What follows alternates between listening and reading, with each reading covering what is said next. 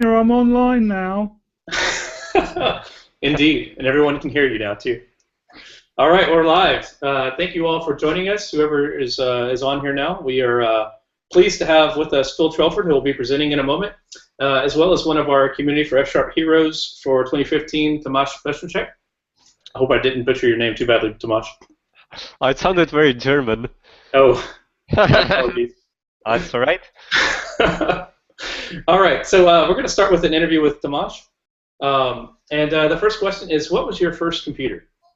Oh, what was my so I think my first computer was, what was it? 386 CPU, but it was a like fairly normal desktop, so I got my own computer fairly late. But the first computer we had in our family was this Toshiba laptop, which had, if I remember correctly, it had two 3.5-inch floppy disk drives, so it was fairly modern. But it didn't have any hard drive. So when booting, you had to use your MS-DOS floppy, and then your game would be on the other floppy. And it had, I think, 2 megabytes of RAM, and amazing two-color 200 pixels by 140 pixels screen. So yeah, that was good days. I did some basic programming in it. Very nice. All right, so where do you live now, and what do you do for a living? Well, that's a trickier question. So I live in Cambridge, although I just got back after being in Prague and Krakow last 2 weeks. What do I do for a living? So I'm a part of F# Works, where we do F# trainings and consulting, and I'm also doing some contracting work with Microsoft Research on sort of F# related research and some other random F# things. So yeah, that's the two main things, and then there's lots of other things that I do that are not for a living, because nobody sort of wants to pay me to do philosophy of science. Maybe one day. Maybe one day. How did you get into F#? So I got into F#. I think I heard about it in the early days when I was taking the functional or non-procedural programming course at the university, and then I had this idea for my bachelor thesis, which we had to do because I was doing C# and ASP.NET web programming back then. I had this idea that it would be really nice if you could use that language and have it translated to the JavaScript on the client side. And I ended up looking for ways to do this. And actually, one of them wasn't to use F#, but there was this library that Don Syme had as part of F# to read IL. And I thought maybe I could use it. And then I somehow got to a conference that was happening in Cambridge, and I sent Don Syme an email saying, hello, I'm trying to do this, and I was wondering if I could use this library.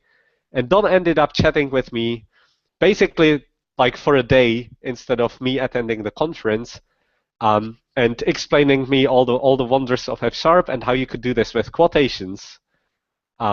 So he convinced me, obviously, and then I started working on it, and it was my first F# project. And I think I was sending Don a lot of emails with questions because there was no documentation. And eventually he probably got bored with answering all my questions, so he invited me to do an internship in Microsoft Research, and that's probably my sort of first big F# encounter. Very nice. What is your favorite F# open source project? Oh, well, I think that sort of varies. There's lots of really nice projects. I really like how many am I allowed to say? Did you say project or projects? Well, I did say project. If you want to keep it short, you could do a short list of projects. I did hear projects. So I think I like sort of lots of the things that actually enable other stuff. So in this space, there's things like F# compiler service, which actually lets everyone build on top of the F# compiler. On the more sort of the other infrastructure things are projects like Fake and Packet, which are just have an amazing community around them, and everybody in the F# community uses them. And probably the newer one that I find really amazing is Ionide, which is the F# integration for Atom and Visual Studio Code, because that's, again, building something that's really fundamental and important for the community. And the guys doing it are just doing a fantastic job. Excellent. Thanks for that list. What other languages do you use and or like? So I've been using C# and JavaScript, obviously, for various things. I've written a little bit of Haskell, which was it was a typical Haskell application because I was extending the Haskell compiler. So I think that's what all the Haskell people like to do. But that was for a research. There's some languages where I haven't really played with them much, but I think they have some interesting things in them. There's obviously lots of good ideas that we are continuously stealing from Erlang around the concurrency and agent-based programming, and I think there's also lots of interesting things that we can steal from the closure, especially from the sort of community around it and from their sort of practical focus. Excellent. And then last question: who in the F# community should people know more about? Yeah. So I think one person that that comes to mind is, and I'm going to pronounce his name improperly again. It's Christoph, who's the guy behind the Ionide project, and I think his story is really sort of inspiring because I think he only started looking into F# or sort of contributing to F# a year ago. So he's really one of the new people in the community, but he's already wrote the F# integration for Atom and Ionide, which is now a project with lots of other contributors. And it's been actually when Microsoft decided to allow extensions for VS Code, they talked to him, and his work was one of the ones that Microsoft sort of featured when they announced it. So I think that's pretty amazing. And then there's lots of other interesting people. One guy who's been doing quite amazing job is Taha Hahana, and I'm pronouncing it wrong again. But he's the guy behind the XPlot library, which is a nice F# wrapper for doing HTML5 charting using Google Charts and now the Plotly library. And I think he's actually based in Tunisia. But yeah, he's just appeared from nowhere building a really useful library that we are now using as part of the FS Lab, and it's sort of yeah, the main charting library that I'm using whenever I do things.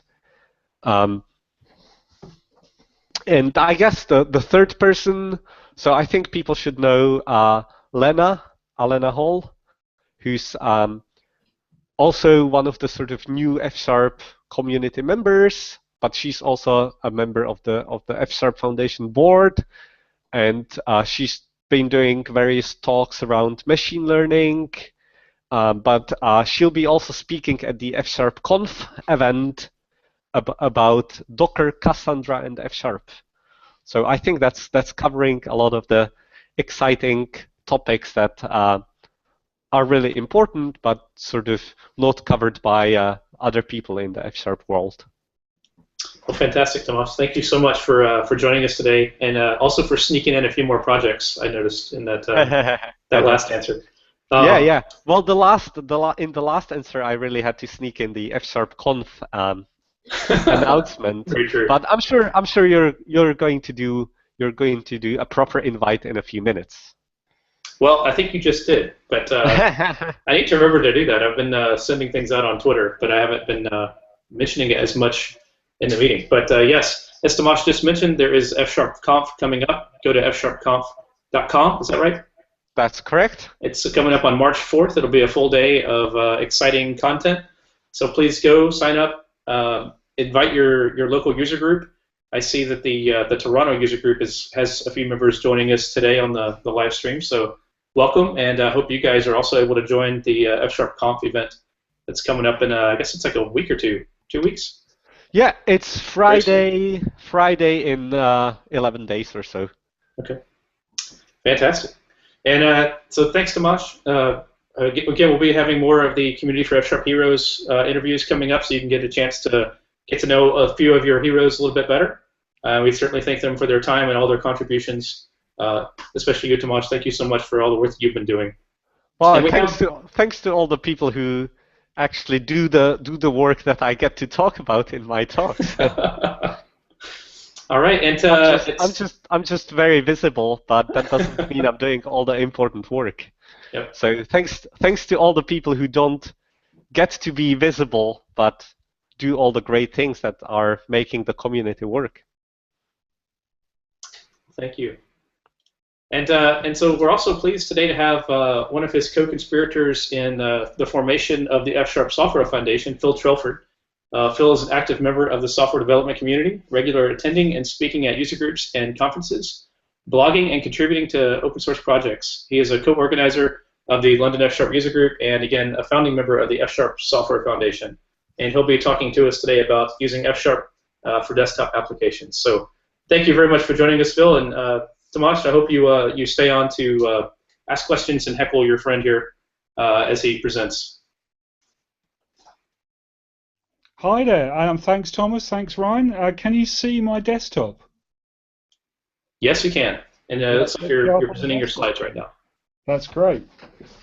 Okay, so we had a vote on this one. You had the opportunity for art or F# on the desktop or both, and I think F# on the desktop pipped it, closely followed by both. So we're going to start with this one. The reason I wanted to do this talk was we hear a lot about F# on finance. I've spoken about it myself. F# for machine learning, F# for analytic components, but little about the desktop. And actually, I've spent 10 years working with F#, and most of that time has been producing desktop applications with F#. And for me, I think F# is probably one of the easiest languages to use for building desktop applications, and has access to the most APIs, is able to target the most platforms. So I want to show you that over some slides and some code, and while I'm doing that, please fire questions at me, because there's probably going to be quite a lot of information along the way. Before I jump into that, I'm going to try and move to the next slide. Here we go. Just a quick advert for the Functional Londoners.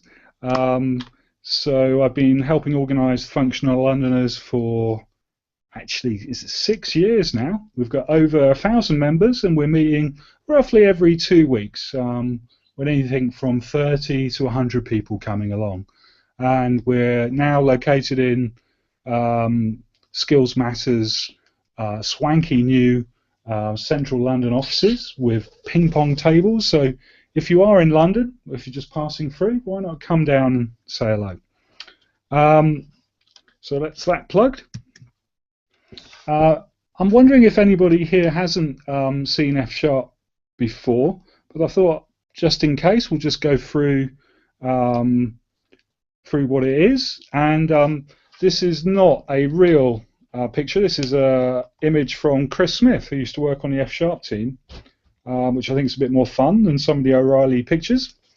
But F# statically typed, which means you get nice safe programs that run quickly. It's functional first. It's not just functional. It's got great object-oriented features. It's open source, cross-platform. .NET runs on Mono, Xamarin, Visual Studio, Linux, Mac, everything. So I'm going to quickly show you some testimonials just to set the scene of my earlier bold statement of possibly the best programming language for developing desktop apps. This is a testimonial from Gamesys, who have been using it for online games. So not so much desktop, but apps. And they have a social slots game, 700,000 unique players and 150 million requests per day. And they've switched from, I think, either a Java or C# solution, and they've had an order of magnitude increase in productivity. Now, I have seen some pretty spectacular improvements in productivity from moving to F#, and I think that kind of level of productivity improvement is, well, you'd be crazy just to ignore that. Another example, these testimonials are available online on the F#org website, the F# Foundation website, under testimonials.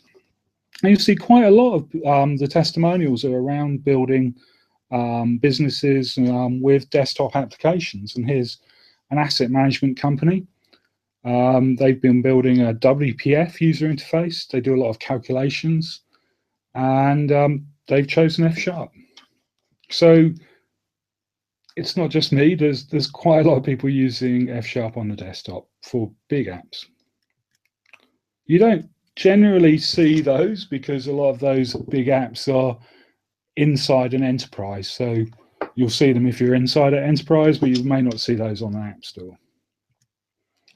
One of my first jobs in working with F# was on the Halo 3 team, working at Microsoft Research in Cambridge, and working on the skills system.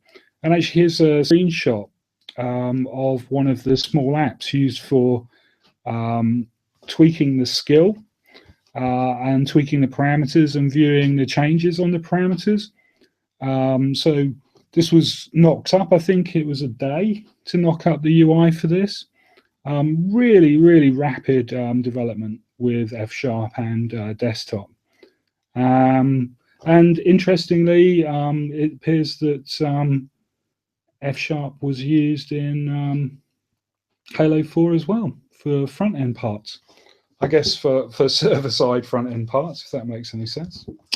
So it's not just finance. Okay, so I want to set some scene on the desktop. So what are people using? And so I popped over to Wikipedia and picked up this stat here. Now, what we can see is, in terms of desktop operating systems and your target for desktop apps, Windows 7 is still nearly half the market. Followed, Windows 10 is doing reasonably well. That's just over 10% now, as is Windows 8. OS X is only 10%, under 10% of the market. So I think what we can clearly see if we walk down here, if you want to get the most users for your app, you should target Windows 7. And that will give you Windows 8 and 10. And you will then get probably around about over 80% of the market. That seems a fairly obvious conclusion, unless you happen to be working for a company who have all Mac desktops. But most of the places I've seen, everybody's using Windows on a desktop. So just some simple numbers there, and a nice picture of Windows XP on the right-hand side. And I guess that what I'm also trying to say here is that Windows 10 is very exciting. But again, if you want to get the most users, do WPF or WinForms. You can make it look like a Windows 10 app. You can resize. It can have that Metro look, and it will look like a Windows 10 app, but you can run it on Windows 7, so you can still hit half the marketplace. Okay. So over the rest of this talk, I'm going to look at the anatomy of a desktop app. We'll look briefly at data extraction. We'll be looking at some data manipulation and clearly the visualization part.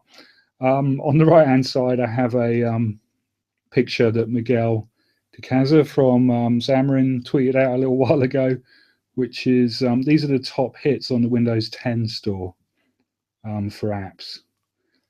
Some quite interesting square boxes there. So F# for data. So I'm going to actually switch out of the slide mode and just show you some code. What I'm going to try and drive in here is I can get my data out very quickly and then get it on the screen in no time at all. So in some sort of project where you're trying to build a desktop app, we might be able to knock that out in a couple of hours instead of a couple of weeks. So with Tomas's type provider, F# data, we'll just load that up. And let me do that.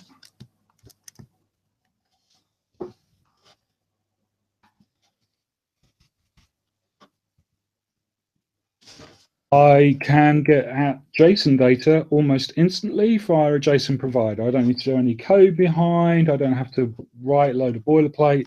I just get that JSON. And here I'm using some JSON snippet, but we can pull in a second. We'll pull that data from a website, and that's instantly picked up my height as a decimal. So that's pretty cool. So if we go down a little bit, instead of pulling the data from some a JSON example, we'll go and get it from the OpenWeather API. So we could make an app, a weather app, almost instantly. We get the weather. I think I've gone for London, UK, and there we go. There's the we've now got typed access to that weather. There's just no fuss involved in data extraction. So that's that. And beyond that, if I wanted to have some sort of app around business data, I can get to the World Bank and we can have a look at indicators and then maybe plot something out over those or show a data grid. And here are all of the indicators available in the World Bank for Albania. And we can just go and pick those up. That's nice. It's quite nice, Phil. A quick question. Have you seen or heard of enterprises when they're building apps, building their own type providers over their own data sets in the same way that the World Bank is covering the public data set for the World Bank? Absolutely, yeah, I've done that. Yeah, it's really handy. So I've seen a number of scenarios where, it's very cute in the trading environment. One of the other things that I've seen a lot of just building scripts is, let's say you've got some XML in your database because you're in the enterprise. You can use the SQL type provider to pull that data out.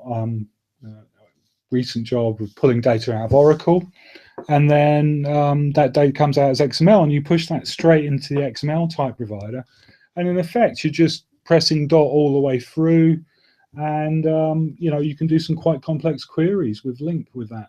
So it's a beautiful combination. for ad hoc querying. And yeah, writing a type provider, I think it's probably not the first task you would do when you start with F#, but you know, given a month or so, some great tutorials online, and you can put together a type provider in about 30 lines of code, a very simple type provider. And I have examples of that on my blog. Let's say we've got our World Bank data. What I'm going to do is just build a little simple DSL. I'm just going to copy this into the editor window. And let's say I wanted to have a chart of Great Britain against France over the years. I can, in theory, push that through, and that's gone off to the World Bank, picked up those prices and charted those between them. So after pushing through a very simple DSL, I've got one line of code to do this comparison. I can compare methane emissions between Britain and France.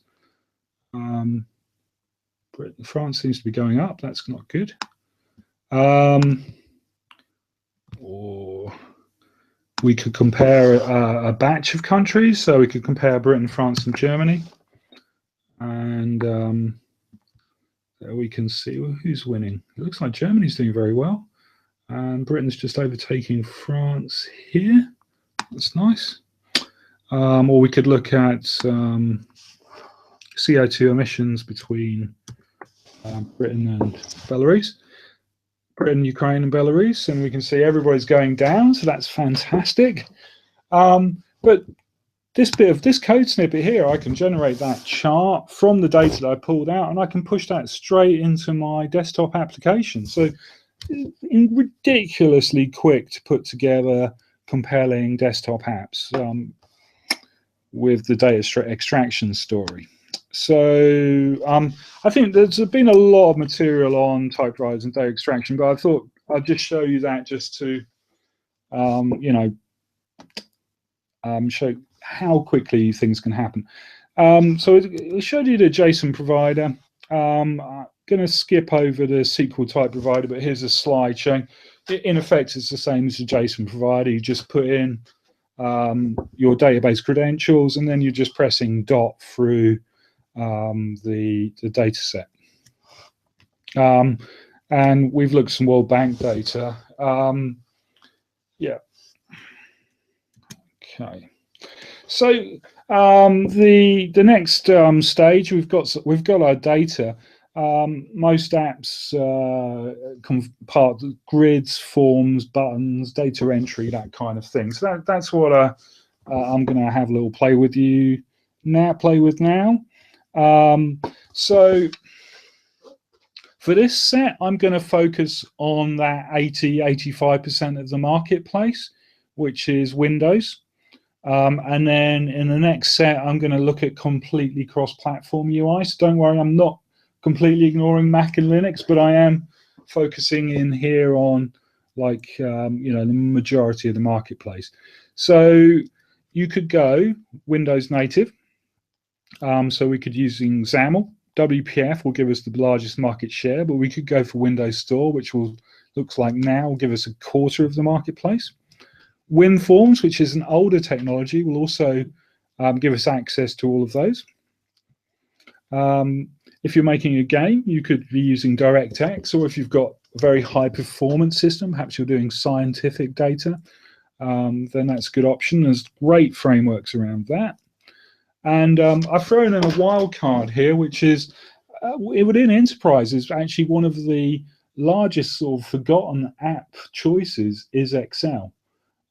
People like to get around their IT departments by just building their apps in Excel, so the IT department doesn't know and they don't have to go through any paperwork. And I can see the value in that. And F# can even play nicely in that scenario. I think the other sort of elephant in the room these days is that a lot of enterprise apps are, in effect, creating desktop apps as web apps. I think partly that will be they can reuse their internal web apps dev skills. Also, deployment is very easy with web app. It's easier to support multiple devices. And I think what's kind of interesting is if we look at, say, WPF, WPF hasn't really moved in 5 or 6 years. It's kind of in maintenance. I mean, it's still one of the best desktop frameworks out there, but there's not a huge amount of investment going on there. And if you compare that with browsers, you've got hundreds of developers on the different browsers pushing the boundaries of how much can get rendered within the browser. And actually, I think you're starting to see now things that you might take for granted being faster in native, ending up being faster with HTML5 and JavaScript, even just simple things like grids. And I can't see, with the investment that's going on, I would, if I was making a long-term bet on an app, I think nowadays I'd be seriously considering web components, if not the whole thing being web. I guess the nice thing about desktop apps is that you can have some views in HTML, and you can have others in native form. You can mix and match. But in either side, on the browser side, there's great options for F# again. You could go the old school route of ASP.NET. I think probably if you're using F#, you'd want something that's a bit more strong, a bit more pliable. So you'd probably want something like Suave, Nancy FX, something where you can just have functions return views. And then beyond just sort of returning HTML content and receiving data, you've got F# to JavaScript compilers as well, which are very mature, including WebSharper and FunScript. And on a kind of side note there, the websites, I was just trying to hint there, you can have a desktop app, so you've got a process running as such, but you're in effect, your process is a browser, and then maybe you're hosting Node.js inside that process, and that's how Atom's running, the GitHub's editor, and then also how Microsoft's code, Visual Code components working. As a side note, I did an app for major retailers in the UK back in around 2000, 2001, using exactly that technique, using a simple in-process web server, and so we could run the websites either locally or off CD. Anyway, so these things have been going around forever, but I think it's gaining some momentum. Performance is part of it. I think another part is things like WebSockets just mean that you can get that streaming data over now, which is somewhere you would have probably ended up using full native to achieve. So I'm going to show you some samples now.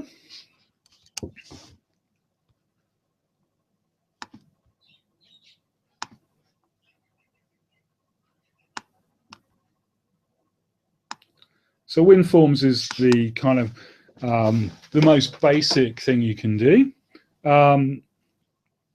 This was what I was using for Halo 3 actually. Now, in order to get our screen up, we reference the Windows form DLL. We create a form, and let's say I want to have a grid on it. I'll just create a grid, set a docking on it, add the grid to the form, and then when the form loads, we'll show the directory. Now you'll see these hash if interactive.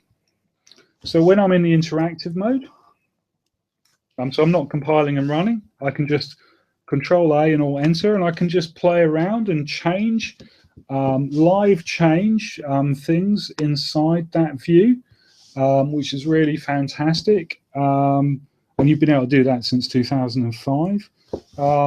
And you can very quickly, you can actually examine variables. I can go and have a look at the forms active control if I'm interested in what the value of that is, and and just go and get values on things. Oh, sorry, I'm not. I haven't got scope on that, so that was a mistake. But if I move the scope up, so that's pretty cool. And so when I'm prototyping a desktop app, I will use the interactive mode, and I might be able to put up quickly round trip and get an app going in half an hour or so. And then when I'm happy with it, I can start moving into making an executable, and all I need to do that is, instead of Control A Alt Enter, I just run it, and that will build an executable, and there's the same thing running as an executable with a different path. So that's pretty cool. Just the prototyping capability for desktop apps is phenomenal with the F# interactive. So you can try, just try out fragments of code. You can add buttons live onto an existing view as well.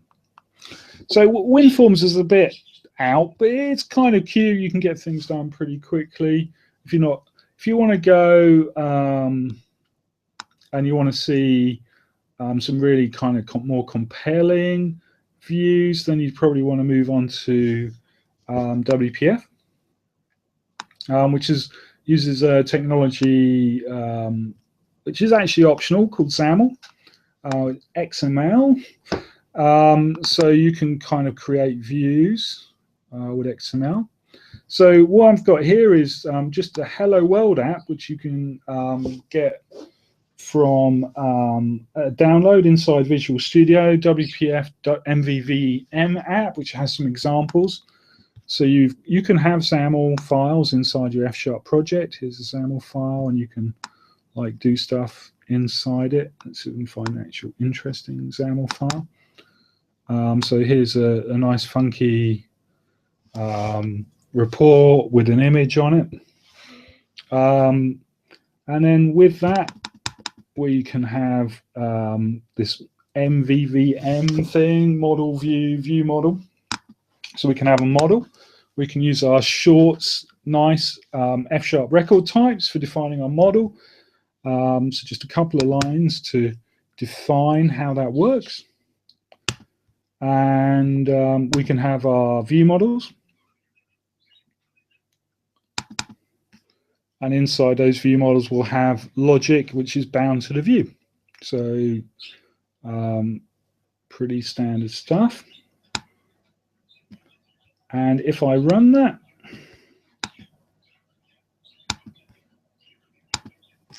you'll get these nice, pretty actions happening. Works like a charm. Now, with this approach, F# doesn't like to do code generation. That's more of a C# Java thing. We kind of see code generation as a code smell, as the language being incapable of doing things. But you can't, clearly we are using WPF from F# here. So there's two approaches to this. Occasionally you want to actually reference something in a XAML, and we can do this dynamically by just naming the thing we want to reference, this in the XML, which is what the approach taken here. And then there's a XAML type provider, which is what I'll show you next. And again, with the XAML, we'll have some XAML itself, and then via the type provider, we can so we instantiate a type provider over that XML, that XAML file, and we can access with types what's in that document. So there's an OK button there, and we can access it. So you've got a good options there, really. I think the type provider is slightly newer, 2 or 3 years old, still very mature, very good option. So you've got fantastic way of building apps there. So I'd recommend both those samples. The WPF sample you can download inside the Visual Studio projects templates, and the XAML type provider from the XAML type provider website. Another option I want to show you, now I think for going here, when you're doing sort of nice pretty screens like I've just shown you and forms, XAML's great. When you're trying to do some high performance systems, the XAML binding is quite expensive, and sometimes you find yourself falling over yourself to make it work inside XAML. And people do that. I don't tend to. If it's not fitting, I will actually take a code-based approach, and that's what I'd like to show you now. So we can build a calculator app in WPF, and we're not going to use any XML at all, no XAML. So I'll have like a domain for my calculator. So we'll have operators, plus, minus, multiply, divide, and different keys that you can press, digit, dot, operators, and you can evaluate, press the evaluate button. So we write a nice little simple class for the calculator, which handles these different keys, very easy to test. There's no problems there. And then we build the view in code. So I can instantiate WPF via code. So if I want a text box, create a text box, and these are the settings I want on them. It takes less actual characters than it does in the XML. And I get types while I'm doing it. I don't get those runtime errors. I'm actually building the binding, and I can see that's going to work, which is kind of nice. I kind of prefer the code approach sometimes. And for my calculator, I could go and make loads of XML to lay out the digits, or what I prefer to do is this more kind of transformational approach. So I'll lay out each, so for an example of the calculator, we can lay out the different digits. So we'll have on the calculator 789, and to the right of it a slash operator, divide operator, and so on. These are each of the rows. And then we just take that description and we iterate over the whole list, and then each row in the list. So we go over those, the X and Y. We'll build different color brushes depending on the operator type, and then I'll just create a button for them. And we'll put in the values for those buttons. And that way, instead of defining however many, 15, 16 buttons in XML, I just lay them out in a logical form for me. The text I want to display and the action I want to happen, and transform into them. And there's no other code to this. There's something that produces a window with the different values on.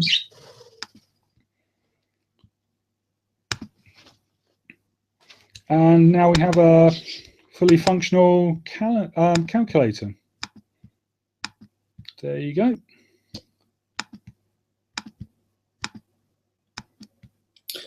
It's quite nice. I see a question Right. in Slack. I'm translating it a bit because you already addressed part of it.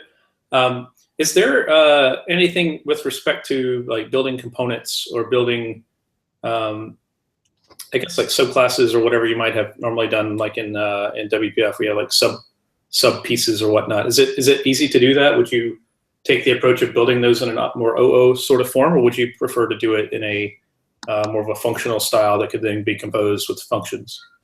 Yeah, that's a really good question, and I was kind of about to answer that. So that's really good. That's a great tie-in. So one of the things that upsets me a lot, probably shouldn't upset me so much, but let's say I've got a button.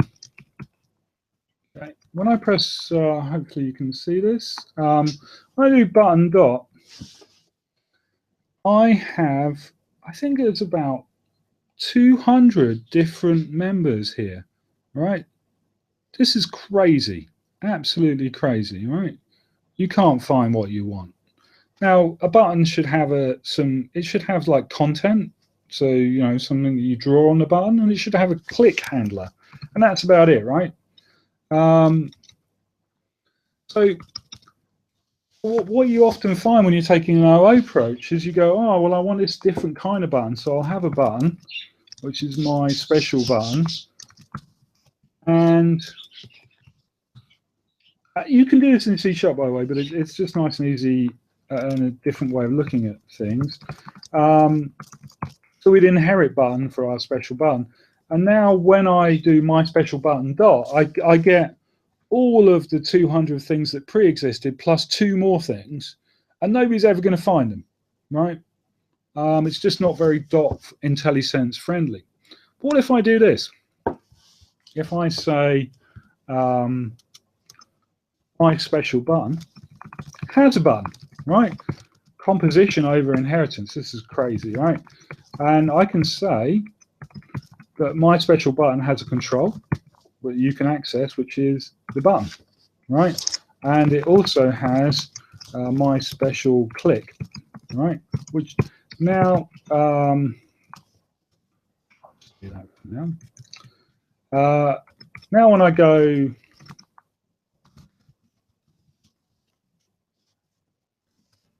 hit that, well, my special button's got a control and a click. That's pretty damn obvious at this point, right? So in a way, I think we're using objects here, but we're using composition over inheritance.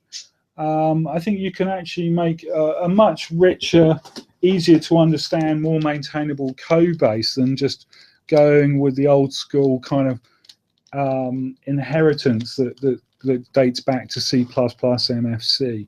Does that kind of answer the question?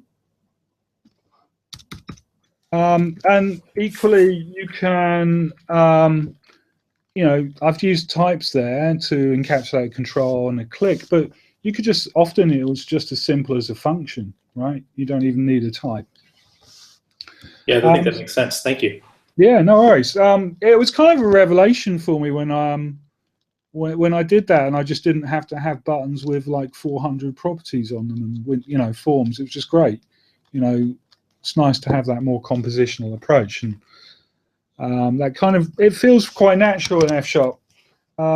With F#, you see you got that very light syntax. When you're trying to do that composition style in C#, it does get quite irky, and I think that's part of the way people get put off. What I wanted to show you here was a little game, Missile Command, and this is actually a script. And here's actually an example. So one of the types here is an explosion type. And inside the explosion has an initial X and Y location. And we create a brush and an ellipse for the explosion. But instead of it inheriting from ellipse, it just has a property control, which exposes the explosion, which we can then put into our view. But if I want to update it, I just call update. So I'm only exposing what's interesting, right? So we can build up this game, and a couple of hundred lines later, so we've got our explosion, missiles, cities, all the kind of objects you expect, and then the main game control. And I can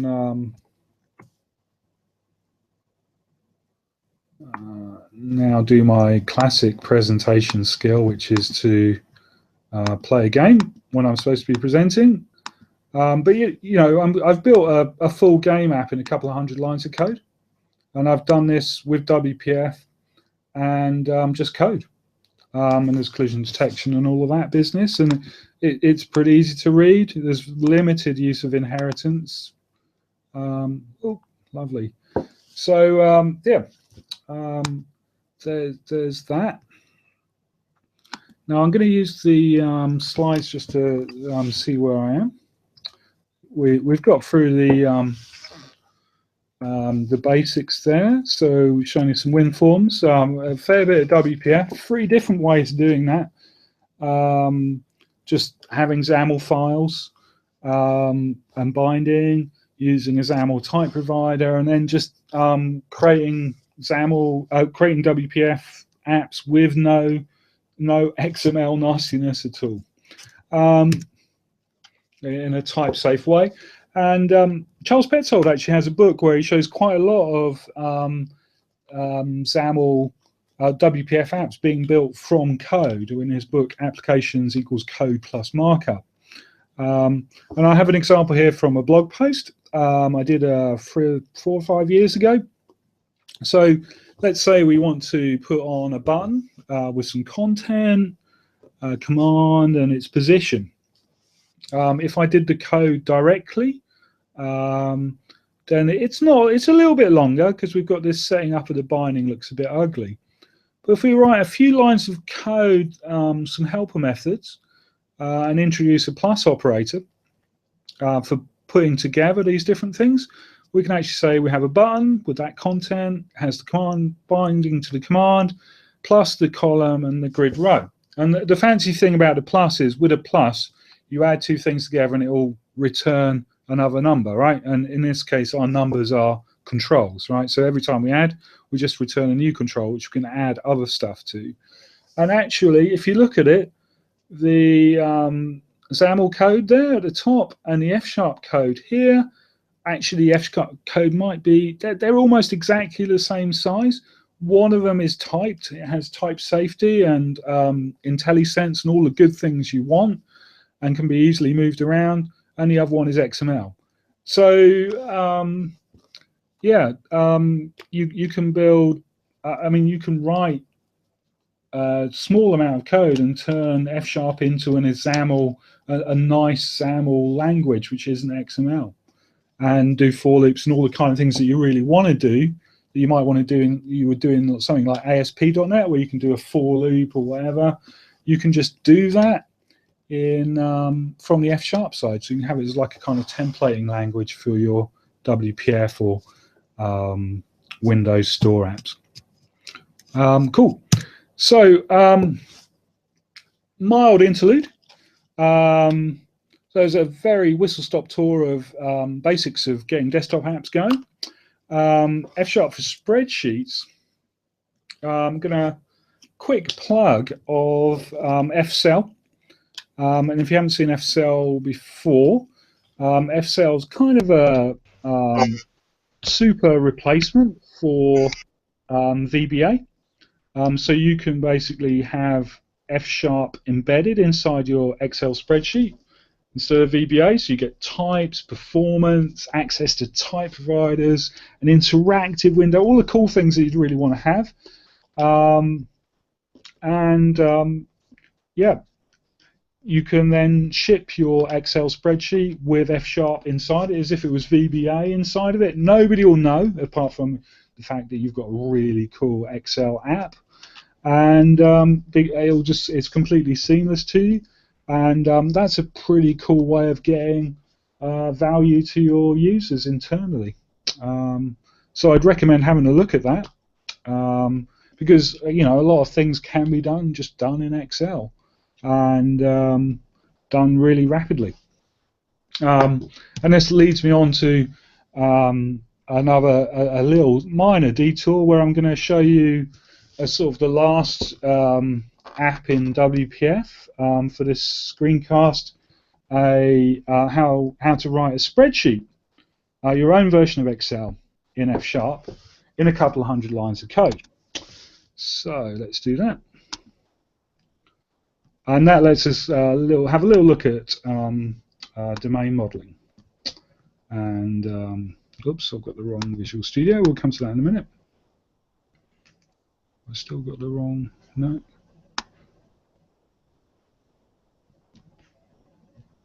Bear with me.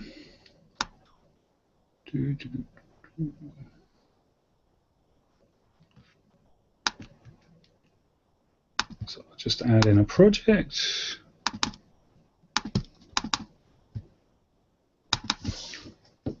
Cool. This parser code here is just a script file used for testing the code. But this is a parser for the most of the Excel internal spreadsheet language, which allows us to parse and tokenize expressions like this. And that's just a few lines of code. Here is the domain for the Excel's language when you'd like do equals sum. So you can do addition, subtraction, comparisons, call functions, define ranges, and so forth. And there's a tiny little parser here. So if we move that into the main app here, we've got a parser for the first 100 lines or so. This is implemented with active patterns, but there's that domain. And then from there we have a, after the parser, we have evaluation. So we just when it wants to compute an Excel sheet, an Excel cell, we might have a negation or some sort of operation, addition, subtraction, multiplication, division, a logical operation, equals, not equals, a number, a range, and so forth, or a function. Maybe here, this is an example. We've got sum and if implemented. There's that tiny fragment there. Is all you need to do to evaluate our very basic version of Excel. We need to have support for traversing references, so we can have something referring to something else. And then we'll define our view model, which will have a cell with some members exposing data and value, because you have the data, which could be the number, or it could be an equals, 1 plus 1 or something, an expression. And then you have the actual value itself, and then whether that cell's been updated. Rows have cells, and sheets have rows, and that's it. We're pretty much done. We implement this observable object pattern, which you need for WPF. We then spin up a data grid, and we put our sheet in there, and we put that in a window a couple of 100 lines later anyway. And I can run this as a script or as an application.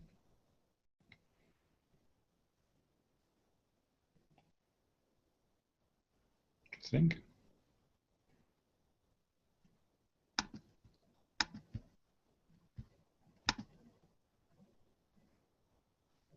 Gonna get 2 now.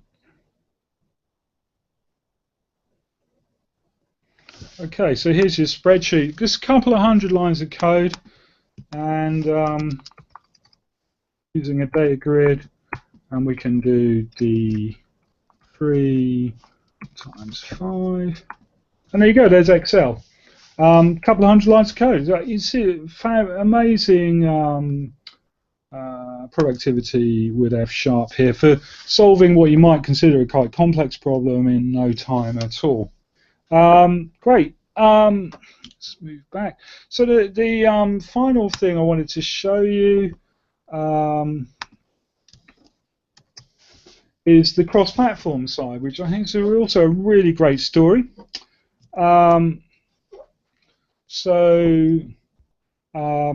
A library I've been using recently is Mono XWT. That's a library Xamarin used for building Xamarin Studio. It's an open source project, and it lets you use exactly the same code base for building a desktop app, and you can either target Windows plus WPF or Windows plus GTK, Linux plus GTK, and so on. So basically you can build one code base, and then depending on which assemblies that you bind in the solution, you can target any platform. Right, so that's pretty cool for desktop apps. And Mono XWT has most of the features you would see in WPF without the XML stuff. And obviously it's pretty powerful because it's good enough to build Xamarin Studio. So and there's a few other libraries out there competing products. So I wouldn't necessarily say just that one, but you know, shows you the kind of thing you can do. So if you want to go beyond just doing Windows desktop, you want to hit that other 20% of the marketplace, or you have a real need to hit Linux and Mac, then that's very possible, very doable.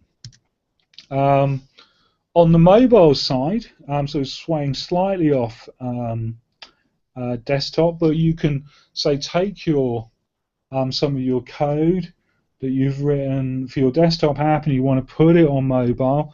That's very easily done with F#.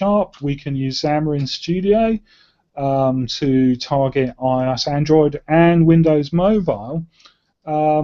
Or we could take our code and use one of our F# to JavaScript compilers and deploy it that way. Now, where I think this chart's kind of interesting, where I've said on the desktop, Windows still dominates. You can see it's a very different story on mobile, where it's clearly a very close fight between Android and iOS, and the other players are pretty insignificant, or at least on this chart, in terms of usage. So it's a bit of a duopoly on the mobile side of things. But again, F#'s fantastic for that cross-platform experience. And I'll going to show you some example apps. There's a Windows Phone app here, Learn on the Go. So that's very possible. So you can run on Windows Phone or on the Windows Store. Here's another example running on iOS, a nice clone of another game, a play on birds, and a Web Sharper app here, built with F# compiled to JavaScript and running WebGL. So that's a really beautiful example on the Web Sharper site playing 3D pool. So yeah, building mobile apps or having mobile versions of your desktop app is very easy. What I wanted to show you next was an app of my own, which I have in the Windows Store. And hopefully you'll be able to see this on the Hangout. So let me just try it out. Ryan, if you can let me know if you could, can you see anything at the moment? Yes, I see Fun Basic. Awesome. Not just a slide. Hopefully. I don't think so. It looks like you're clicking and it's opening up. Great. So this is an app I built last year. It's available on the store for free, and it's a programming language built with fparsec for the parser. It's backwardly compatible with one of Microsoft's programming languages called Small Basic, and it extends it with functional features like pattern matching, tuples, the kind of things you would expect in a programming language. And you can do nice simple things like draw turtle patterns. You can have colors. And we can move that all the way up. You could write a paint application.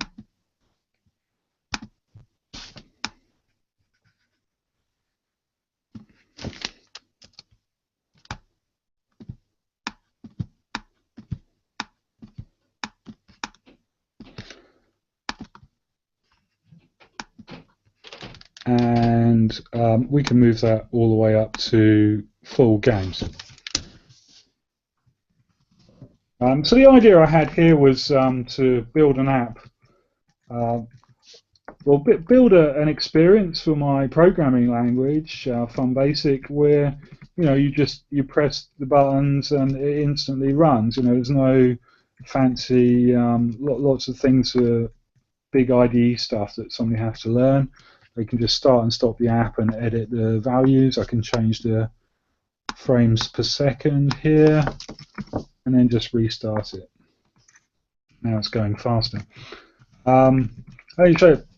Just wanted to show you as an example, you can write store apps.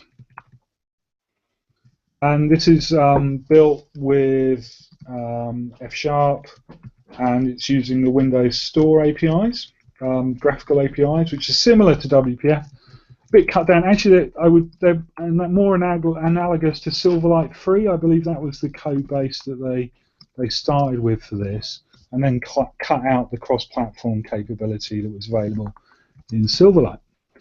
So it's Windows only. And there you go. Oh, sorry, I'm playing the game.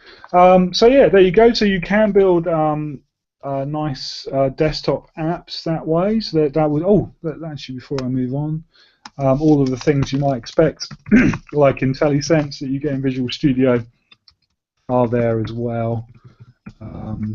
Yeah. And, hover-overs and all that kind of thing. Cool. And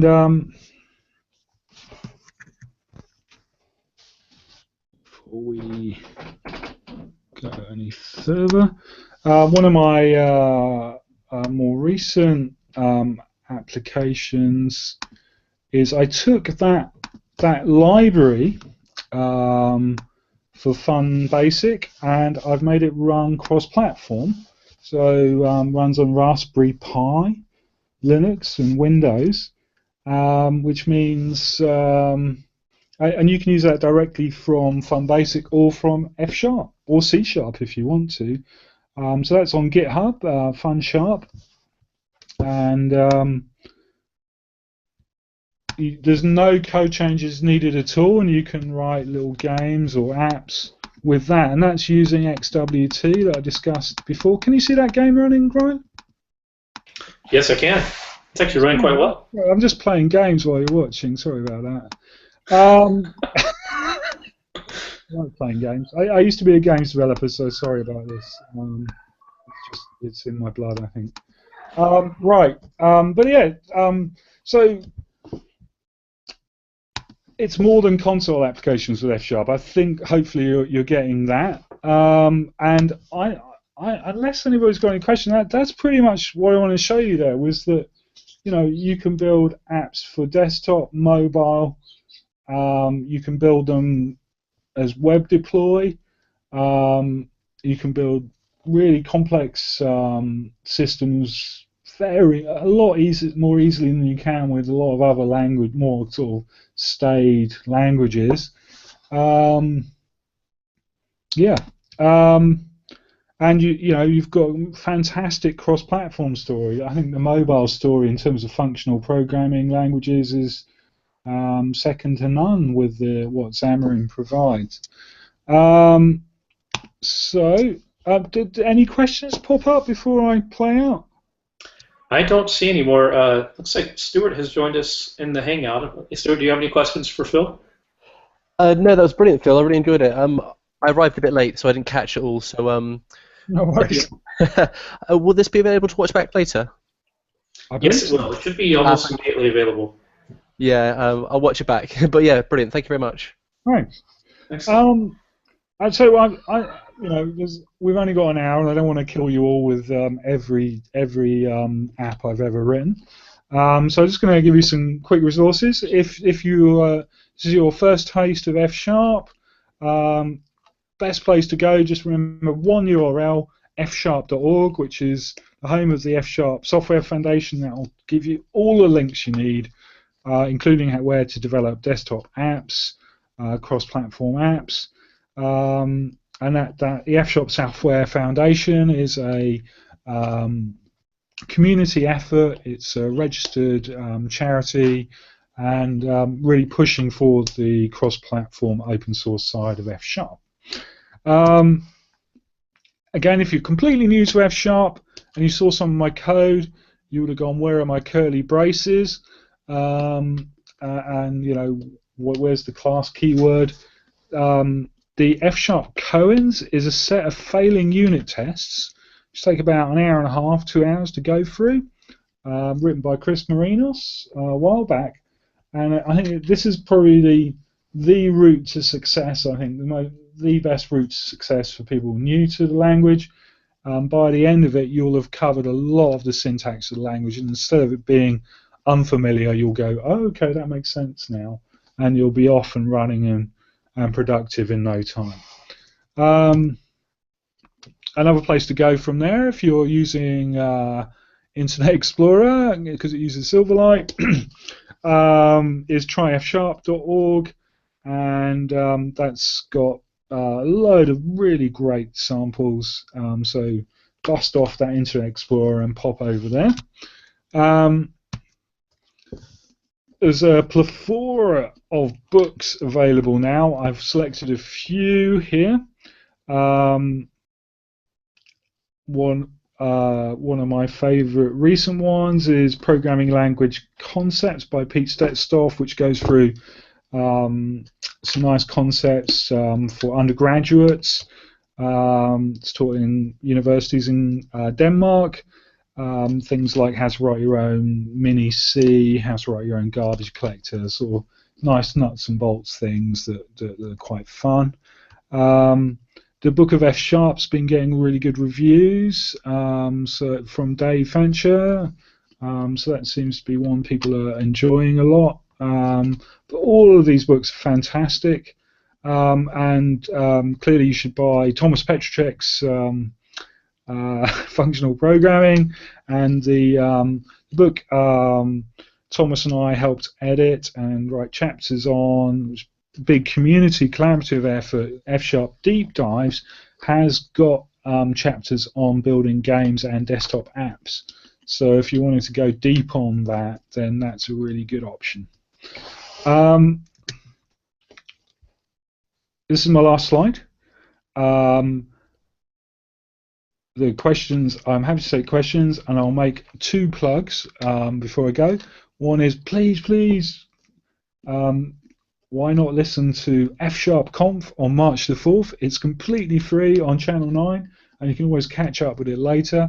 Fantastic lineup of speakers from around the world on lots of different interesting topics. So that's going to be great. And if you happen to be in London in mid-April, we're having our annual F# Exchange, which is a one-day conference of presentations hosted by Skills Matter, and we've got a fantastic lineup for that. So if you're more into meeting people in the flesh, pop over to London and say hi. The day after that, we also have a free hackathon. Last year for the hackathon, we had about 50 or 60 people down, and some really lovely, interesting projects happened. So I hope you can make that. Just look at the hashtag #FSharpX on Twitter if you want to find out more, or pop along to the Skills Matter website, or hassle me, and I'll tell you more about it. So that's all for me.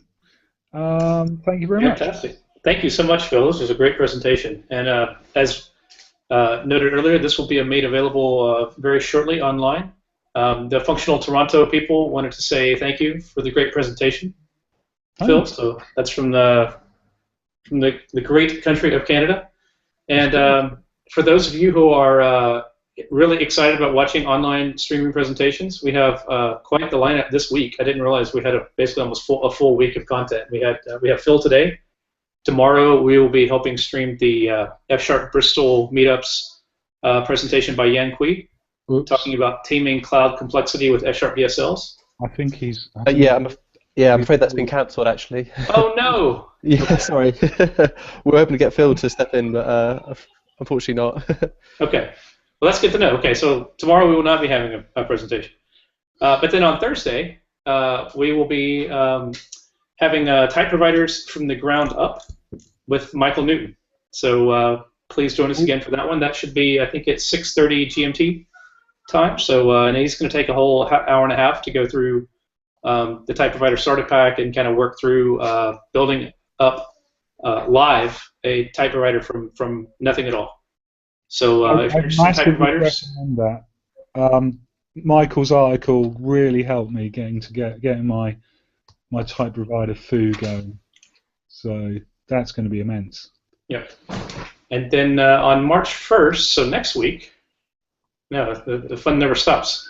We are going to have a live code review / refactor session with Scott Lawson, who is another one of our F# community for F# heroes. So he'll have his little interview before he starts. And then we're going to walk through a code base and do a little bit of a review and refactoring on the design and that sort of thing. So that should be interesting. We'll hopefully do more of those over the course of the year, where we have people in the F# community reviewing others or public open source F# code bases, so we can get a slightly different look than the normal presentation style we've been doing for the last couple of years. And then in mid-March, Ricardo Terrell will be talking about functional reactive programming with natural user interfaces. So lots of content coming up, and of course the F# Conf is coming up on March 4th. So if you are excited about F#, we've got tons of content coming your way. So thank you for joining us today. Thank you again, Phil, for this fantastic presentation, and I'll send a link out on Twitter and through the other various channels. The Slack channel, fpchat.com, if you're not signed up there. There's the F# Software Foundation Slack channel. I think that's fsharp.slack.com. And I know there's numerous other channels by which you can find F# people. So again, thanks for joining, and we will catch you on Thursday. Thanks, guys. Really?